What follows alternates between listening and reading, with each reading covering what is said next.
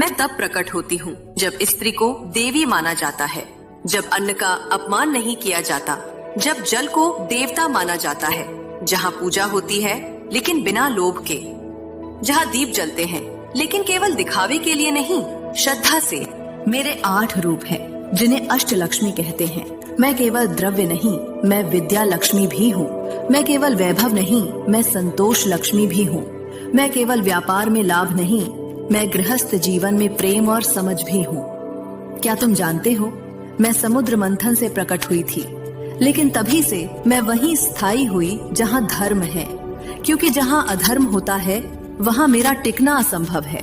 अगर चाहते हो कि मैं तुम्हारे जीवन में स्थायी रूप से निवास करूं, तो हर शुक्रवार श्रद्धा से मेरा पूजन करो, सफेद कमल चढ़ाओ, ओम श्री महालक्ष्मी नमः का जाप करो, कम से कम 108 बार।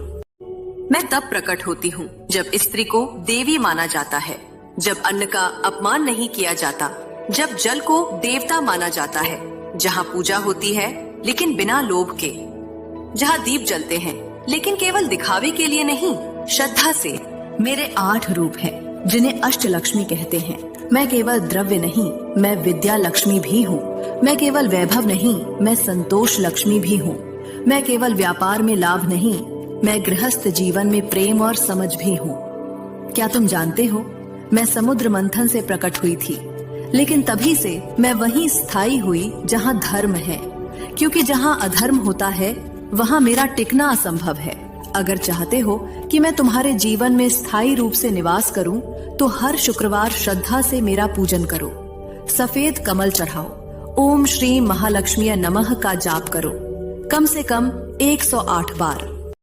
मैं तब प्रकट होती हूँ जब स्त्री को देवी माना जाता है, जब अन्न का अपमान नहीं किया जाता, जब जल को देवता माना जाता है, जहाँ पूजा होती है लेकिन बिना लोभ के, जहाँ दीप जलते हैं लेकिन केवल दिखावे के लिए नहीं, श्रद्धा से।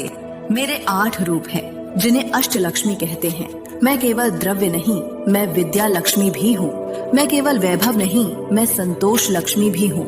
मैं केवल व्यापार में लाभ नहीं, मैं गृहस्थ जीवन में प्रेम और समझ भी हूँ।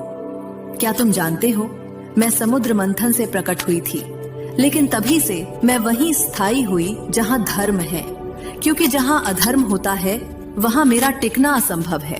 अगर चाहते हो कि मैं तुम्हारे जीवन में स्थायी रूप से निवास करूं, तो हर शुक्रवार श्रद्धा से मेरा पूजन करो, सफेद कमल चढ़ाओ, ओम श्री महालक्ष्मी नमः का जाप करो, कम से कम 108 बार।